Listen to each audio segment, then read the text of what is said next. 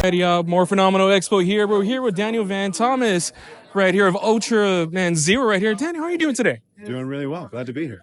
Guys, be here. How is it doing this event today for? I'm really proud of this event. I did this event at their inaugural con last year, and it has expanded so much. And I always brag on the Tokusatsu community.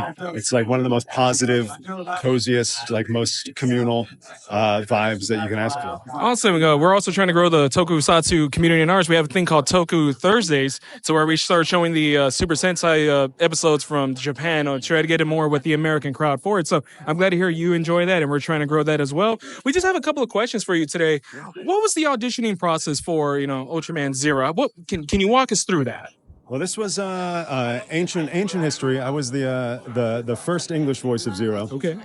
So Subaraya was just starting to re-explore bringing Ultraman to America. We had dubs in the 60s and 70s very intermittently. So back then it was very vague. I believe the audition just said superhero project. Oh, okay. So it wasn't until a few rounds of auditions where first the American company approves a voice, then Subaraya approves a voice, and then once you're cast, then you're told, hey, this is Ultraman. This is what it is. Okay. Yeah. Okay, so were you aware of the Ultraman series beforehand? And if you were, did you take any inspiration from previous iterations going into this? Or you're like, what, I'm going to try to make this my own? Well, at the time, I was aware of the OG Ultraman just because I grew up as a nerd. Okay. But at the time, they've now done such a good job of expanding to the U.S. Just 7 or 8 years ago when I started, we didn't really have very many research materials at all. At that time, I remember trying to go and absorb some things, and I think the only thing available was the original show on Hulu. Okay.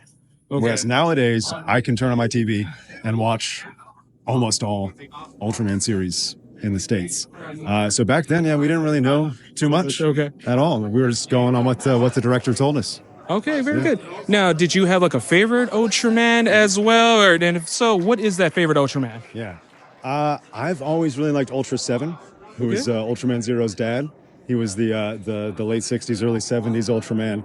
And he had a cool kind of freewheeling vibe, but a lot of very heady, thoughtful, trippy sci-fi, which has always resonated with me. Okay, cool. Well, we do thank you for taking time today and answering some of our questions. Can we get a quick Ultraman pose today? Sure. Let's go ahead and get that pose right there. All right, ready?